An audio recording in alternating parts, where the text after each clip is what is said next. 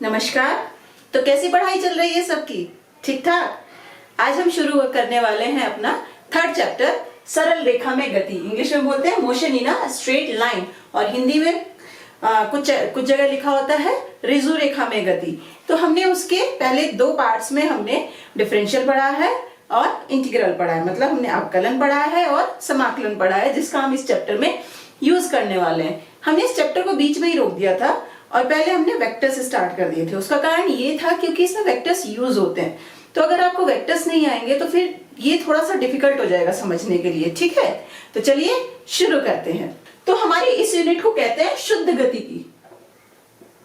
शुद्ध गतिकी, और इंग्लिश में से कहते हैं काइनेमेटिक्स। काइनेमेटिक्स। अब इसका मतलब क्या होता है? काइने मीन्स गति, मैटिक्स मीन्स गणित, मैथ। काइने मीन्स मोशन और गणित मैथ्स। तो जब भी गति होती है तो उसमें जितना भी कैलकुलेशंस होती है, जितना भी मैथ्स होता है हमारा, वो सब कुछ इस यूनिट के अंदर आता है, शुद्ध गतिकी के अंदर। अब उसमें मैथ्स क्या होता है? तो जब भी हमारा मोशन हो रहा है, जब भी कहीं पे कुछ चल रहा है, कोई गति हो रही है, तो हम उसमें क्या निकालते हैं? हम उसमें दूरी, चाल, वेग, विस्थापन, करेक्ट, स्थिति, समय, ये सब कुछ निकालते हैं। तो ये सब हमारा पढ़ा जाता है शुद्ध गतिकी के अंदर। अब इसमें एक आता है हमारे जो मोशन होता है, हमारी जो गति होती है वो तीन प्रकार की होती है। फर्स्ट, एक विमीय गति। एक विमीय गति, इंग्लिश में से कहेंगे one dimension motion. One dimension motion means motion केवल एक ही दिशा में हो, सरल रेखा के अनुदिश हो। ऐसे अगर हम एक्स, वाई और जेड एक्सिस ले लें, अपनी ये प्लेन ले लें, तो मोशन या तो एक्स के अनुसार हो, या वाई के अनुसार हो, या जेड के अनुसार हो। ठीक है, तो इन तीनों में से कोई सा भी एक दिशा में मोशन हो, किसी भी अक्ष के समानांतर मोशन हो, गति हो हमारी, तो हम उसे क्या कहेंगे? एक विमीय गति। डेली लाइफ में उसके क्या एग्जांपल्स होते हैं? रोड पे जितने भी व्हीकल चल रहे हैं सब सरल रेखा में चल रहे हैं, करेक्ट। सी दिशा बदलती जाती है पर है तो सरल रेखा में, एक ही अक्ष के समानांतर है, दो दो दिशाओं में तो नहीं चल रहे ना। अब जैसे मैं ये पेन ऊपर फेंक दूं, ऐसे क्या गति हुई? ऊपर नीचे, वाई एक्स के अनुदिश, ऊपर नीचे। अब मैं ऐसे फेंकूं, अगर ये पेन ऐसे जाता है तो एक्स अक्ष के अनुदिश की गति हो रही है। तो एक विमीय गति के हमारे उदाहरण क्या हो जाते हैं? जब गति हमारी किसी एक अक्ष, एक्स अक्ष, वाई अक्ष या जेड अक्ष के अनुदिश हो, तो हम उसे कहेंगे एक विमीय गति। और सरल रेखा में गति हमारी इसी एक विमीय गति के अंतर्गत आती है। बस का चलना, रेलगाड़ी,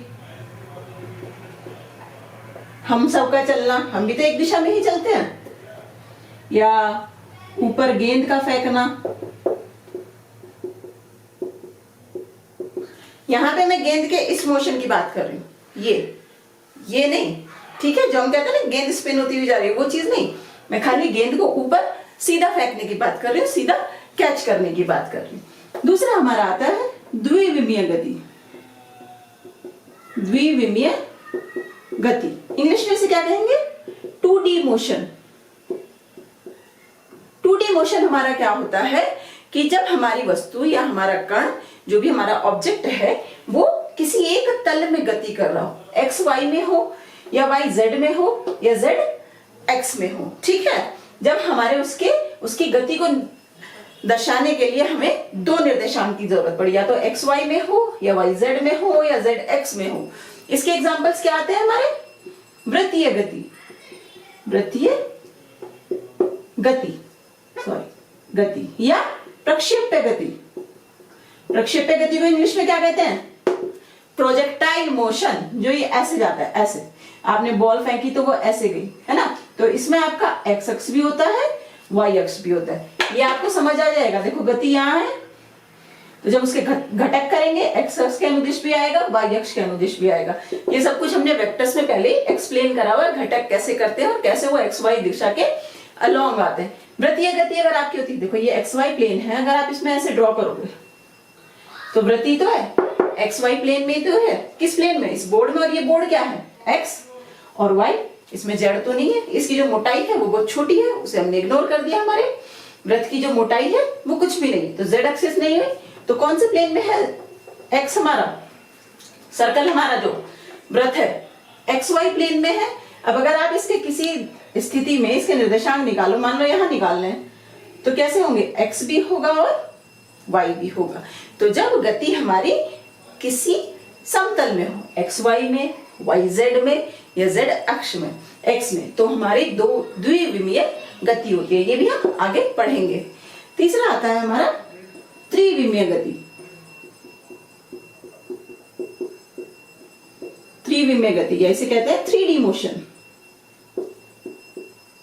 3D मोशन का एग्जाम्पल फिजिक्स में तो नहीं मिल पाता, पर जब आप केमिस्ट्री पढ़ते हो, केमिस्ट्री में किसी बंद बर्तन में जो अणुओं की गति होती है, गैस के अणुओं की गति होती है, वो तीनों दिशाओं में होती है, एक्स, वाई और जेड, तीनों दिशाओं में वो गति करते हैं। तो इसका उदाहरण आ जाता है बंद बर्तन में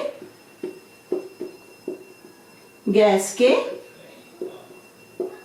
अणुओं की गति। अच्छा, एक और चीज, जो ये 2D मोशन हमने जो बोला, द्विविमीय गति बोली, अगर मैं इसमें ये बोलूं कि हमारे यहाँ द्विविमीय गति हो रही है, निर्देशांक हमारे x और y दो हैं, बट x कुछ दो वैल्यू है और y की वैल्यू 0 है, तो भी क्या ये हमारा द्विविमीय गति में आएंगे निर्देशांक? नहीं। क्यों? y यहाँ ऑलरेडी 0 है, तो जो आप जब इन निर्देशांकों को आप खींचोगे तो ये हो जाएगा ऐसे, अगर 3 0 4 0 ऐसे होते चले जाए, तो ये क्या है, ये एक विमीय गति है, क्योंकि यहाँ पे निर्देशांक आपके केवल एक अक्ष के हैं। ठीक है, तो किसी भी अक्ष के समानांतर हो या किसी भी अक्ष के अनुदिश गति हो, वो हमारे एक विमीय गति होगी। तो सबसे पहले हम पढ़ते हैं दूरी एवं विस्थापन। ये दोनों क्या होते हैं? एक ही चीज होती है, दोनों लंबाई को ही नापते हैं, पर इनमें अंतर क्या होता है? इंग्लिश में दूरी को कहते हैं डिस्टेंस, विस्थापन को कहते हैं डिस्प्लेसमेंट। ठीक है, तो अगर हम ऐसे लिख लें, इधर दूरी और इधर विस्थापन।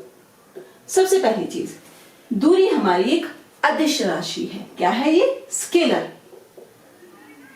अदिश, स्केलर। और विस्थापन हमारी एक सदिश राशि है, से हम क्या कहेंगे? वेक्टर। इट मीन्स इसमें केवल आंकिक मान होता है, इसमें आंकिक मान के साथ साथ दिशा भी होती है। अब एक छोटा सा मोटा मोटा एग्जांपल ले लेते हैं, जिससे आपको मोटे तौर पे समझ में आ जाए कि विस्थापन होता क्या है। माना ये हमारा क्लासरूम है, क्लासरूम का गेट मान। ठीक है, क्या है ये? क्लासरूम। हिंदी में क्या कहेंगे? कक्षा। ये आपका क्या हुआ? वॉशरूम मान लो। चलो,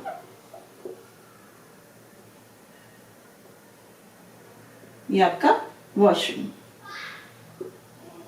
हिंदी में क्या कहेंगे इसे? शौचालय।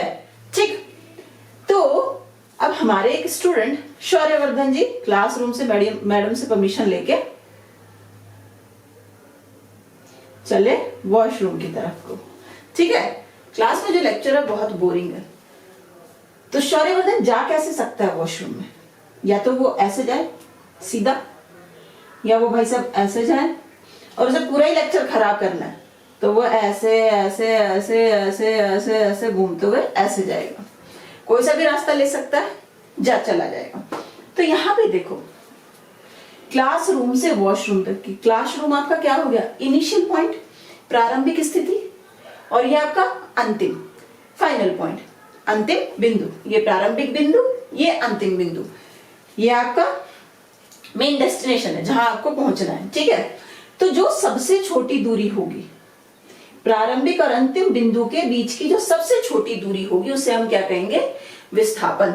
बाकी सारे रास्तों को हम क्या कहेंगे? दूरी। तो अगर मैं इसे नाम दे दूं, ये पथ 1 है, ये 2 रास्ता है, ये 3 रास्ता है, तो अगर इनमें से पूछे इन रास्तों में से विस्थापन कौन सा है? नंबर 1 इसका विस्थापन है। दूरियां कौन सी हैं? 2 और 3। तो प्रारंभिक और अंतिम बिंदु के बीच की सबसे छोटी दूरी को विस्थापन कहते हैं। विस्थापन हमारा क्या हुआ? सबसे छोटी दूरी प्रारंभिक और अंतिम बिंदु की। और विस्थापन हमारी सदिश राशि है, तो इस पे हमेशा दिशा भी आएगी, वो हम आगे समझाएंगे दिशा हम कैसे निकालेंगे। ठीक है, तो ये हमारा मेन अंतर है। जब आपको बहुत सारी दूरियां दी हो और उनमें से बताना हो कि विस्थापन कौन सा है, तो देखो प्रारंभिक और अंतिम बिंदु उसके बीच की जो सबसे छोटी दूरी है वो आपका विस्थापन हो जाएगा। तो हम यहां से देखें, अगर क्या हम एक रिलेशन निकाल सकते हैं दूरी और विस्थापन के बीच में? दूरी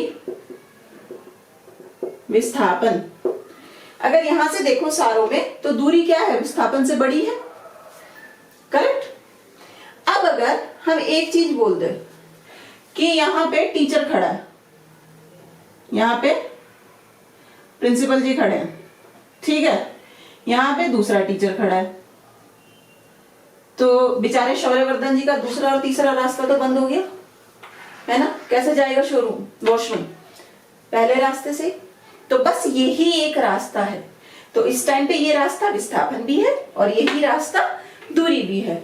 तो दूरी हमारी क्या होती है? या तो विस्थापन के बराबर होगी या विस्थापन से बड़ी होगी। तो ये रिलेशन आपका आता है दूरी और विस्थापन के बीच में। कभी कभी पूछ लेते हैं दूरी और विस्थापन का अनुपात क्या होता है, तो क्या होगा अनुपात? दूरी बटे विस्थापन, always greater than equals to 1। ये आता है हमारे दूरी और विस्थापन में रिलेशन, उन दोनों में जो संबंध है। तब समझते हैं कि विस्थापन में हम दिशा को भी कैसे बताएंगे। ठीक है, एक वस्तु मान लो, वो वस्तु हमारी t1 टाइम पे x1 पोजीशन में है, t1 टाइम पे x1 स्थिति में है और t2 टाइम पे x2 स्थिति में है। अगर इसके बीच का विस्थापन पूछा जाए तो विस्थापन क्या होगा? ये x2 minus x1, correct, x2 minus x1। तो विस्थापन हमारा क्या हुआ? x2 माइनस x1, या अंतिम स्थिति माइनस प्रारंभिक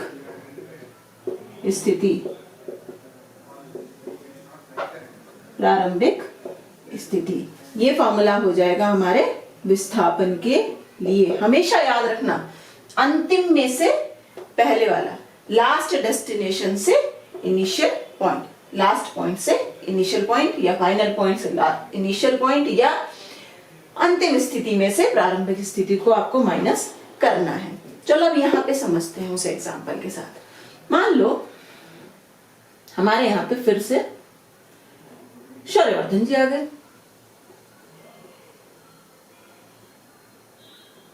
ठीक है। शौर्यवर्धन जी सबसे पहले मूल बिंदु पे है, सेंटर कहते हैं ना, इसे हमने O से दिखाया, O पे है, ठीक है। फिर वो आगे चले, ये स्केल हमारा दिखा रहा है दूरी को। ये 0 से इधर सीधे हाथ की तरफ जाओ तो आपकी क्या आएगी? +x, उल्टे हाथ की तरफ जाओ तो -s आएगी। ये सब कुछ आप 8th 9th में पढ़ चुके हो, प्लस और माइनस कैसे आते हैं। ये भी नहीं आता तो भैया तो रुक जाओ, पहले अपनी सारी 10वीं पढ़ लो, ठीक है, फिर आना है हमें। तो फिर यहाँ ये चले और यहाँ P पॉइंट पे पहुंचे, ठीक है। कहाँ गए हमारे शौर्यवर्धन जी? यहाँ CP तक आते आते शौर्यवर्धन का सर थोड़ा सा छोटा हो गया। तो ये इसकी प्रारंभिक स्थिति, ये फाइनल स्थिति। अगर मैं पूछूं विस्थापन क्या है, विस्थापन O से P तक आने में लिए, तो आप क्या करोगे? ये आपका क्या हो जाएगा यहाँ पे? x1, ये x2, x2 minus x1, 40 minus 0, x2 minus x1, 40 minus 0, 40 metre विस्थापन होगा। किस दिशा में हो रहा है? कैसे चला? ऐसे, प्लस x दिशा में। तो आप क्या करोगे? धनात्मक x अक्ष दिशा में, ठीक। अब इसमें एक और एग्जांपल ले लें कि हमने कहा कि हमारे शौर्यवर्धन जी फिर से O से चले और ये 60 पे आए। अब यहां आके फिर कुछ इसके दिमाग में आया और ये उल्टा चल के फिर से P पे आ गया। तो कौन कौन से पॉइंट पे चले? O से P, फिर P से Q। अब उन्होंने पूछा कि इस सारे रास्ते को चलने में विस्थापन कितना हुआ। विस्थापन बताना है हमें। विस्थापन तो कहां से गए? O से P पे, P से Q में। कैसे हो ये दिशा? ये O से P, P से Q। तो विस्थापन कितना हुआ? इतना। करेक्ट। तो पहले ये निकालो, यहां से यहां तक कितना है? 60। फिर ये चला उल्टा, ये प्रारंभिक है, ये अंतिम हुआ। समझ रहे हो ना? यहां आ गया शौर्य। फिर जब उल्टा चला तो 60 हमारा प्रारंभिक हो गया, 40 हमारा अंतिम हो गया। तो क्या हुआ? 40 माइनस 60 माइनस 20 मीटर। ये माइनस क्या दिखा रहा है? क्योंकि अब एक जो शौर्य जी हैं वो किस दिशा में चल रहे हैं? माइनस अक्ष की दिशा में चल रहे हैं। ठीक है। तो विस्थापन आपका प्लस भी हो सकता है, माइनस भी हो सकता है। माइनस एक्स अक्ष दिशा में। अभी ये शुरू के लिए है कि आप ये x2 माइनस x1 करके निकाल पा रहे हो। एक बार आपको आइडिया हो जाएगा तो आप डायरेक्ट ही बता दोगे 60 पे गया, 60 से 40 पे आया। जब उल्टा हुआ तो डायरेक्शन कौन सी हो गई? Minus x. सीधा आंसर माइनस 20 मीटर वो चला। अच्छा चलो अब एक और पूछते हैं। O से P पे आए और P से घूम के फिर O पे आ गए। विस्थापन अब किसी स्थिति में बताना है हमें। विस्थापन O से P पे, P से O पे। O से P पे कितना विस्थापन हुआ? 60। P से O पे माइनस 60। कैसे माइनस 60? देखो जब O से P पे गया तो कौन सी दिशा में गया? प्लस x की दिशा में। जब P से O पे आया तो कौन सी दिशा में आया? माइनस x की दिशा में। ठीक है। O से P तक की दूरी 60, P से O तक की दूरी 60। तो विस्थापन क्या हुआ? 60 माइनस 60 0। तो विस्थापन आपका 0 भी हो सकता है। अगर इसी चीज में मैं दूरी निकालूं, हमें निकालनी है दूरी O से P, P से O। तो दूरी क्या हुई? O से P 60 मीटर चला, P से O फिर 60 मीटर उल्टा चला। तो दूरी टोटल कितनी हो गई? 60 प्लस 60 120 मीटर। क्योंकि दूरी में हम दिशा नहीं लेते हैं तो दूरी हमेशा पॉजिटिव आएगी। दूरी कभी भी नेगेटिव या 0 नहीं होगी। विस्थापन आपका शून्य भी हो सकता है, धनात्मक भी हो सकता है, ऋणात्मक भी हो सकता है। ठीक है।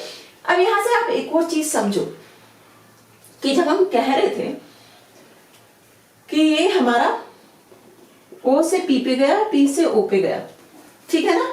विस्थापन हमारा आया था 0।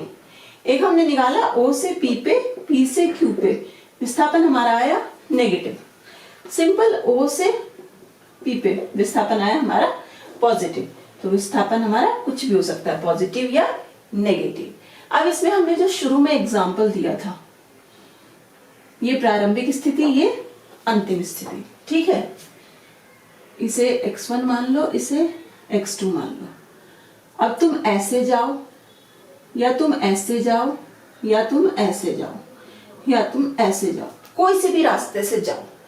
इन सारी वैल्यूज को देख के तुम्हें क्या लग रहा है कि विस्थापन हमारा किस पे डिपेंड करता है, किस पे निर्भर करता है? क्या वो निर्भर करता है कि आप कौन से रास्ते से जा रहे हो? नहीं। वो किस चीज पे निर्भर करता है? अंतिम स्थिति और प्रारंभिक स्थिति। तो यहां से हमारा एक और नोट आ जाता है कि विस्थापन किस पे निर्भर करता है? प्रारंभिक स्थिति तथा अंतिम स्थिति पर, लिए गए पाथ पर नहीं, लिए गए पथ पर नहीं। ठीक है। जो आप रास्ता तैयार कर रहे हो उस पे वो डिपेंड नहीं करेगा। विस्थापन केवल डिपेंड करता है आपकी प्रारंभिक और अंतिम स्थिति पे। वो स्थितियां कहाँ हैं उनसे डायरेक्ट आप माइनस कर देते हो और आप अपना विस्थापन निकाल लेते हो। तो अगर हम मोटे तौर पे देखें कि विस्थापन और दूरी में क्या अंतर होता है या क्या संबंध होता है। ये एक सदिश राशि है, सदिश राशि। दूसरा, सब दो बिंदुओं के बीच की, दो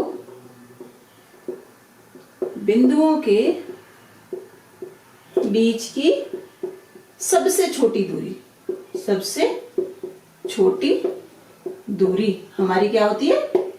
विस्थापन। विस्थापन, दूरी और विस्थापन में संबंध क्या होता है हमारे पास? दूरी या तो बड़ी होगी या बराबर होगी विस्थापन के। चौथा, विस्थापन धनात्मक, ऋणात्मक या शून्य भी हो सकता है। वहीं दूरी हमेशा क्या होगी? अशून्य। दूरी हमेशा अशून्य होगी। पांचवा, विस्थापन हमारा बिंदुओं की स्थिति पर निर्भर करता है, ना कि पथ पर। विस्थापन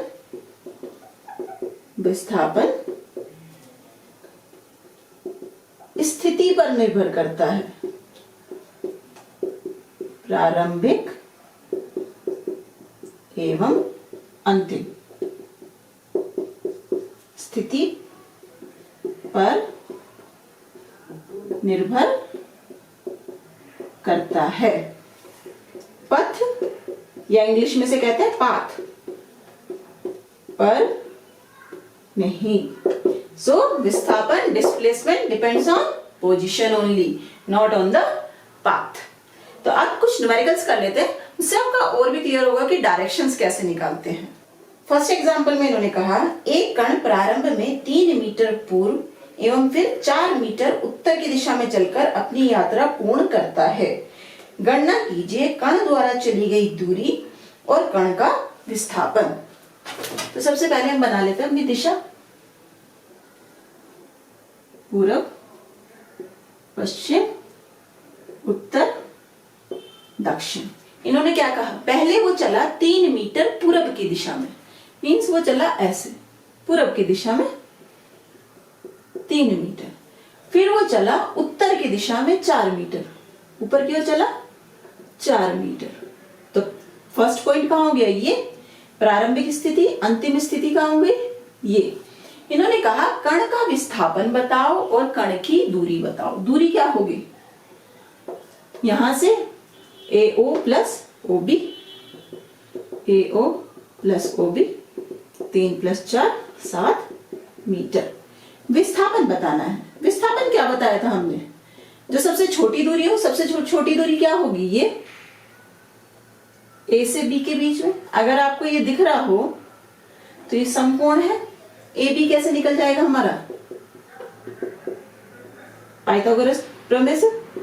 OA² प्लस OB² बराबर 9 + 16 और 9 + 16 25, 5 मीटर। अभी आंसर पूरा नहीं है, हमें क्या निकालनी है? दिशा भी निकालनी है। तो अगर आप इस पे बनाओ तो कैसे चला? इस पे बनाए तो ये चला 3 मीटर पूर्व की ओर, फिर 4 मीटर उत्तर की ओर। जो रिजल्टेंट आया हमारा वो ये आया। तो दिशा क्या हो गई? पूर्व से उत्तर की ओर, पूर्वोत्तर दिशा। दिशा हो गई पूर्वोत्तर दिशा। ठीक है, तो ये तो हमने डायरेक्ट निकाल दिया। अब निकालते हैं क्या वेक्टर से हम विस्थापन कैसे निकाल पाएंगे। तो अभी देखो यहाँ पे वेक्टर विधि से, क्योंकि उसमें क्या है, हम अपनी दिशा एग्जैक्ट बता सकते हैं निकाल के कि दिशा क्या हुई है। ठीक है, तो इन्होंने कहा पहले वो चला यहां से पूर्व की तरफ, तो एक वेक्टर क्या आया हमारा? ये पूर्व दिशा की तरफ। फिर वो चला उत्तर की तरफ, अब वेक्टर आ गया ये उत्तर की तरफ। ये 3 मीटर, ये 4 मीटर। विस्थापन निकालना है। विस्थापन हमारा ये है, ये। कुछ याद आ रहा है? त्रिभुज विधि से करते थे। अगर ऐसे कुछ होता था, एक वेक्टर ये, एक वेक्टर ये, वेक्टर A, वेक्टर B, तो इनका परिणामी क्या होता था? Vector R। यहाँ पे विस्थापन है तो हमने S बोल दिया, वेक्टर S से विस्थापन। क्या फॉर्मूला लगाते थे हम? इसका स्क्वायर प्लस इसका स्क्वायर। तो यहाँ पे इसे मान लो, इसे A मान लिया, इसे B मान लिया, तो फॉर्मूला क्या हो गया? A² B² plus 2AB cos theta. Theta क्या होता था? वेक्टर A और B के बीच का कोण। ये होता था हमारा थीटा। निकालो। तो ए क्या है 3, 9 स्क्वायर, बी क्या है 4, 16, सॉरी 3 का स्क्वायर 9, 4 का स्क्वायर 16 प्लस 2, ए 3, बी 4, कॉस क्या हो गया 90, 9 प्लस 16 25 प्लस कॉस 90 क्या है 0, तो ये सारा 0, आंसर 5 मीटर। ये तो हमने यहां से भी डायरेक्ट निकाल लिया था। अब निकालो दिशा। दिशा कैसे निकालते थे हम वेक्टरों की? हम ये निकाल देते थे ना थीटा, टेन थीटा करके। तो इसमें भी अगर हम ये निकाल देंगे तो टेन थीटा क्या आ जाएगा? टेन थीटा क्या होता था हमारा? लल्लू आम लाया, कहो कैसे आया? लल्लू आम लाया, कहो कैसे आया? लंब बटे आधार, लंब क्या है 4/3, 4/3, तो थीटा क्या हो गया 10 इनवर्स 4/3। तो ये कितना कोण बना रहा है? यहां पे देखो, ये जो है ये पूरब में है, ये पश्चिम में, ये कोण हमारा आया 10 इनवर्स 3/4। तो पूर्व दिशा से उत्तर की ओर इतने कोण पर है। अब आपने एग्जैक्ट बता दिया कि पूर्व से उत्तर की ओर इतने कोण पर है। तो आप इसे कैसे लिखोगे इसकी दिशा? पूर्व से उत्तर की ओर 10 इनवर्स 4/3 कोण पर, डायरेक्ट आंसर। इसलिए हमने पहले वेक्टर पढ़ाए थे, जिससे कि आपको पता हो वेक्टर से दिशा कैसे निकलते हैं, परिणामी वेक्टर कैसे निकालते हैं। तो आप ऐसे निकालो या आप ऐसे निकालो, दोनों तरीके आपके सही हैं। ऐसे निकालोगे उत्तर आपका ज्यादा सटीक। इसमें केवल ये बता रहा है पूर्वोत्तर दिशा। पूर्वोत्तर दिशा में क्या है हमारा, कहीं भी हो सकता है ना भाई। देखो ये दिशा भी पूर्वोत्तर है, ये भी पूर्वोत्तर है, ये भी पूर्वोत्तर है, पर यहाँ ये सटीक बता रहा है कि पूर्व से उत्तर की ओर इतने कोण पर है। तो एग्जैक्ट ये दिशा ये इसकी बता रहा है। इसमें इन्होंने कहा कि हमारे पास एक अर्धवृत्तीय पथ है। ये इसका प्रारंभिक बिंदु ए है, ये प्रारंभिक बिंदु बी है। सो ए से बी तक की दूरी और विस्थापन का अनुपात निकालना है। क्या निकालना है? दूरी और विस्थापन का अनुपात। विस्थापन का अनुपात क्या होगा? तो सबसे पहले तो दूरी क्या होगी, ये ए से बी तक। तो दूरी यहाँ पे क्या दिखाई दे रही है? इस वृत्त की परिधि, वृत्त की परिधि क्या होती है 2πr। यहाँ कितनी हो जाएगी? आधा है, तो πr। r हमने क्या मान ली इसकी त्रिज्या, r। नेक्स्ट इन्होंने पूछा विस्थापन। विस्थापन क्या होगा? विस्थापन क्या होगा? सबसे छोटी दूरी ए से बी के बीच तक की क्या हुआ इसका व्यास 2r। अगर दोनों का अनुपात निकाले तो क्या होगा? दूरी बटे विस्थापन, πr बटे, सॉरी छोटा r लिया ना, छोटा 2r, π/2। तो अगर आप देखो हमने क्या निकाला था, क्या आया था हमारा रिलेशन? दूरी बटे विस्थापन बड़ा होगा या बराबर होगा 1 के। तो यहाँ नंबर 1 से बड़ा है। तो ऐसे आप निकालो एक अर्धवृत्तीय पथ का अगर विस्थापन अगर उन्होंने पूछा है, तो विस्थापन होता है उसका व्यास, दोनों का अनुपात आता है π/2। अब इसी पे एक छोटा सा न्यूमेरिकल देख लेते हैं, तो इससे आपको आइडिया मिलेगा कि न्यूमेरिकल की लैंग्वेज कैसी आएगी। इसमें इन्होंने कहा एक कण 2 मीटर व्यास के अर्धवृत्तीय सेमी सर्कुलर, अर्धवृत्तीय क्या कहते हैं? Semi circular. पूरे वृत्तीय पाथ को हम क्या कहेंगे? Circular path. पथ पर एक छोर से यात्रा आरंभ करके दूसरे छोर तक पहुंच जाता है। गणना कीजिए कण द्वारा चली गई दूरी और विस्थापन। तो इन्होंने कहा अर्धवृत्तीय पथ में गति कर रहा है और उसका व्यास कितना दे दिया इन्होंने? 2 मीटर। यहां पूछा है इसका दूरी बताओ और विस्थापन बताओ। तो विस्थापन सबसे छोटी दूरी प्रारंभिक और अंतिम बिंदु की, विस्थापन क्या हो गया 2 मीटर, आंसर करेक्ट। दूरी क्या हो जाएगी πr। r क्या है हमारा? ये व्यास दिया हुआ है यहाँ पे, है ना, तो r क्या हो जाएगा, पाई d बटे 2, व्यास का आधा, पाई 3.14 गुणा d कितना है 2 बटे 2, 3.14 मीटर आंसर। तो ये तो बात हुई अर्धवृत्त की। नेक्स्ट अगर वो बोल दे, पहले हमने बोला था अर्धवृत्त चल रहा है, अब वो कितना चला, अब वो 1/4 चला, मींस ए से बी तक गया वो, ठीक है। ये भी आर है और ये भी आर है। तो प्रारंभिक स्थिति क्या हुई ए, अंतिम स्थिति क्या हुई बी। इसमें अगर वो पूछे दूरी और विस्थापन क्या है या इनका अनुपात क्या है, तो सबसे पहले दूरी तो क्या होगी, ए से बी तक दूरी क्या है, वृत्त की परिधि का कौन सा भाग है 1/4, ठीक है। तो कैसे लिख दोगे, वृत्त की परिधि, वृत्त की परिधि को इंग्लिश में क्या कहते हैं 1/4, परिधि को कहते हैं सरकमफ्रेंस। ये कितना होता है 2 पाई आर, 2 पाई आर, तो ये क्या हो गया हमारे पास पाई आर बाई 2, ठीक है। 2 से 2 कैंसिल हुआ, पाई आर बाई 2। तो ये तो आ गया हमारा दूरी। अब हमें निकालना है विस्थापन। विस्थापन, विस्थापन क्या होगा, ए से बी तक की सबसे छोटी दूरी। सबसे छोटी दूरी क्या हो जाएगी, ये सबसे छोटी दूरी है, तो पाइथागोरस थ्योरम लगा दो डायरेक्ट। ये ए बी कैसे निकलेगा, ओ ए का स्क्वायर प्लस ओ बी का स्क्वायर, ये ओ ए का स्क्वायर प्लस ओ बी का स्क्वायर। ओ ए कितना है r square plus r square 2 r square under 2 r answer. ये हमारा हुआ विस्थापन। अगर इनका अनुपात निकालना हो तो दूरी बटे विस्थापन, दूरी कितनी है पाई आर बटे 2, विस्थापन कितना है √2 आर, आर से r cancel, pi by 2 √2 answer. ये इन दोनों का अनुपात आया हमारे। अब तक हमने देखा था आधा वृत्त चला तो कितना विस्थापन, 1/4 चला तो कितना।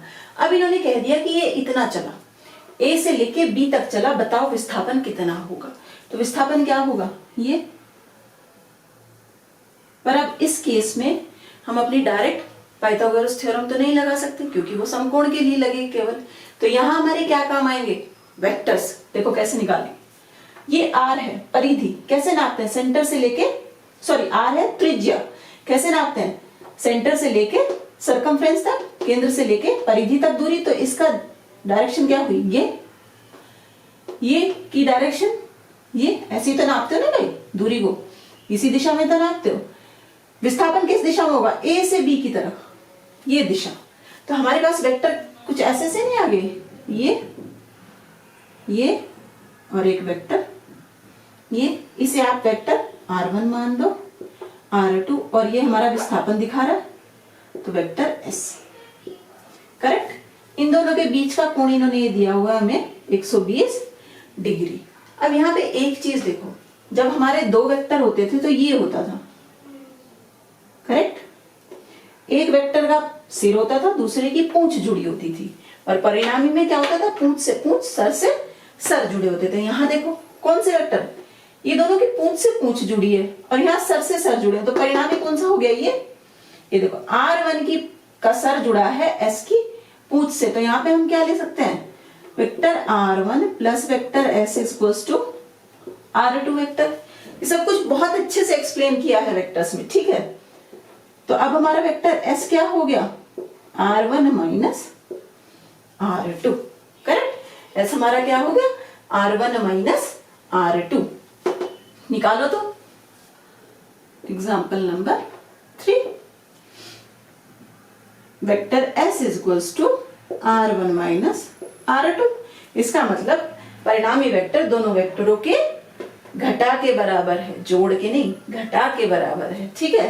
तो इस स्थिति में हम परिणाम कैसे निकालते थे, ऐसे निकालते थे ना, ये r1 square plus r2 square, और यहाँ क्या लेते थे माइनस प्लस की जगह 2r1 r2 cos theta. Solve करो, r1 हमारा क्या है यहाँ पे r, r2 भी क्या है r, r square plus r square minus 2r r cos theta, 2r square minus 2r square cos theta, 2r square common ले लो, 1 माइनस कॉस थीटा। यहां से हमारी एक मैथ की टर्म आ गई, 1 माइनस कॉस थीटा क्या होता है, 1 माइनस कॉस थीटा बराबर 2 साइन स्क्वायर थीटा बटे 2, 2r square 2 sine square theta बटे 2, 2 दूनी 4, r square sine square theta, तो क्या आ गया 2r साइन थीटा बटे 2। तो यहां हमारा ये फॉर्मूला आ गया हमारे पास बच्चों। अगर हमें विस्थापन निकालना है किसी भी वृत्तीय पथ पर, अगर आपको विस्थापन निकालना है, कोई भी कोण दिया हो, ये फॉर्मूला लगेगा। या तो ये फॉर्मूला याद कर लो, नहीं तो वेक्टर से आता है तो आप डायरेक्ट कर लोगे। एक आधे नंबर में आते हैं इस टाइप के न्यूमेरिकल्स, तो उन्हें डायरेक्ट आप फॉर्मूला याद रखो। So very important formula. किस चीज का फॉर्मूला है ये, वृत्तीय पथ में विस्थापन ज्ञात करने का।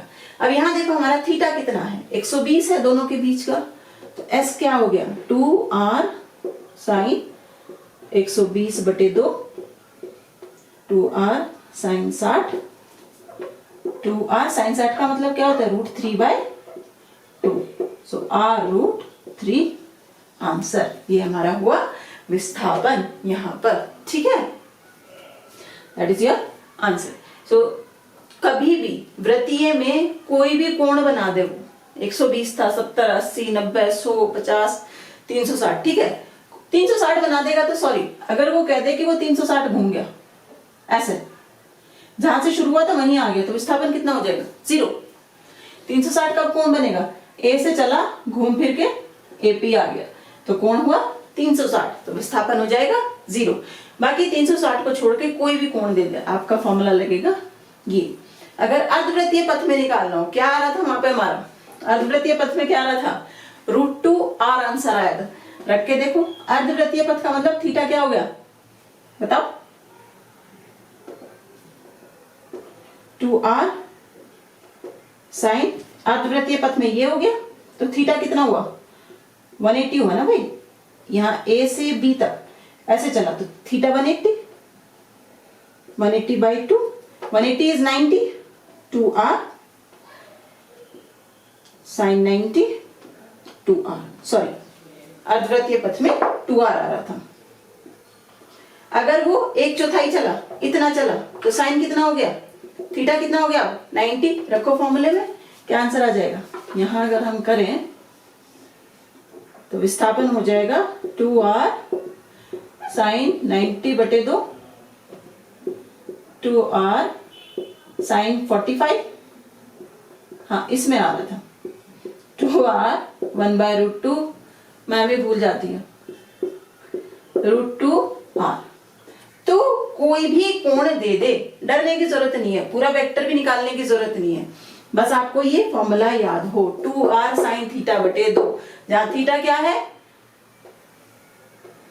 प्रारंभिक और अंतिम बिंदु के बीच के जो वेक्टर उनके बीच का कोण कितना है, कितना वो कोण चला है, वृत्तीय पथ पर कितना घुमा है, r क्या है वृत्तीय पथ की त्रिज्या। नेक्स्ट न्यूमेरिकल हमारा HC वर्मा की बुक से है। उन्होंने कहा एक कण x अक्ष पर चलता हुआ, ये हमारी x अक्ष होगी,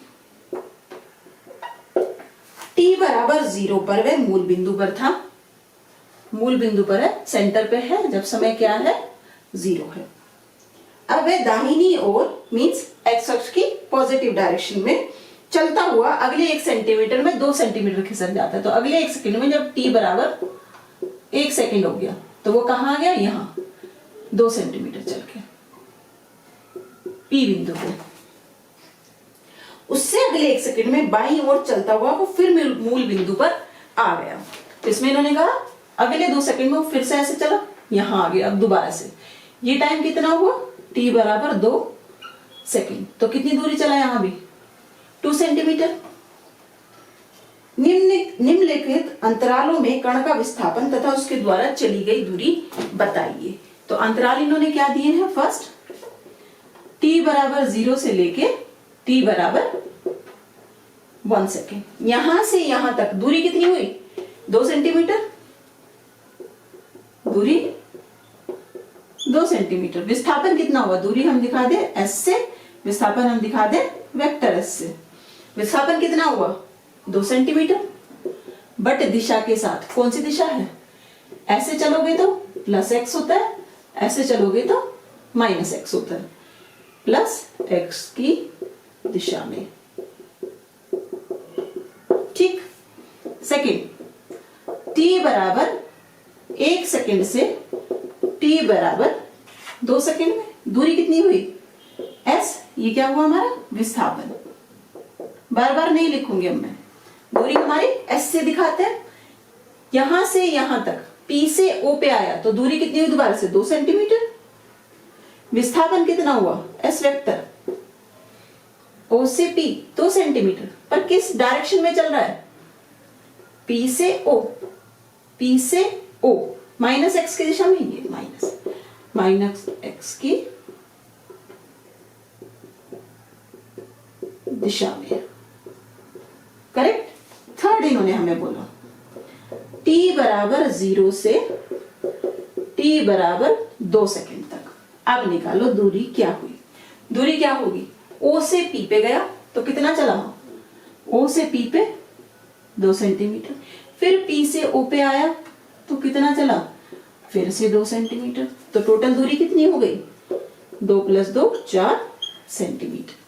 विस्थापन निकालो वेक्टर S कितना होगा? O से P पे चला तो किस डायरेक्शन में जा रहा है? प्लस की डायरेक्शन में, तो ये प्लस 2। P से O पे गया तो कौन सी डायरेक्शन में जा रहा है? माइनस 2। आंसर क्या हुआ? 2 सेंटीमीटर। तो हमेशा ध्यान रखो, अगर आपका प्रारंभिक बिंदु और अंतिम बिंदु सेम है तो विस्थापन हमेशा 0 होगा। यहाँ प्रारंभिक बिंदु क्या था? O से शुरू हुआ था, घूम के वापस O पे ही आ गए। तो नो मैटर आप कितना भी चले हों, विस्थापन आपका क्या हो जाएगा? 0। ठीक है। तो हमने जो शुरू में बोला था वो हमारे न्यूमेरिकल हमारे उस स्टेटमेंट को बहुत अच्छे से प्रूव कर रहा है। हमने कहा था कि विस्थापन धनात्मक, ऋणात्मक, शून्य कुछ भी हो सकता है, पर दूरी हमेशा अशून्य होगी। ठीक है। दूरी देखो यहाँ पे 2 सेंटीमीटर, 2 सेंटीमीटर, 4 सेंटीमीटर। विस्थापन देखो, यहाँ पॉजिटिव है, यहाँ नेगेटिव है, यहाँ 0 आ गया। तो विस्थापन आपका कुछ भी हो सकता है। क्योंकि विस्थापन दिशा पे निर्भर करता है। तो दूरी आपकी क्या बताती है? कि वो कितना चला, उसकी स्थिति क्या है।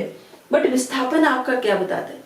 किस दिशा में कितना चला, ये आपका बताएगा विस्थापन। तो हमेशा जब हम नॉर्मल बातें भी करते हैं, जब हम कहते हैं यहाँ चले जाओ, वहां चले जाओ, कहीं का एड्रेस बताते हैं, तो ये कहते हैं ना 1 किलोमीटर जाना, सीधे हाथ पे मुड़ जाइए, फिर 2 किलोमीटर जाइए, उल्टे हाथ पे मुड़ जाइए। तो सीधा उल्टा हाथ हम क्या बता रहे हैं? खाली हम कहते हैं 1 किलोमीटर जा, फिर 2 किलोमीटर जा, आ गया। कहाँ जा 2 किलोमीटर? नहीं पता। तो वहां हम क्या एक्सप्लेन कर रहे हैं? सीधे हाथ और उल्टे हाथ से दिशा क्या है, वो डायरेक्शन हम बता रहे हैं। तो अपनी डेली लाइफ में हम दूरी नहीं, विस्थापन चलते हैं जब हम किसी को एड्रेस बताते हैं।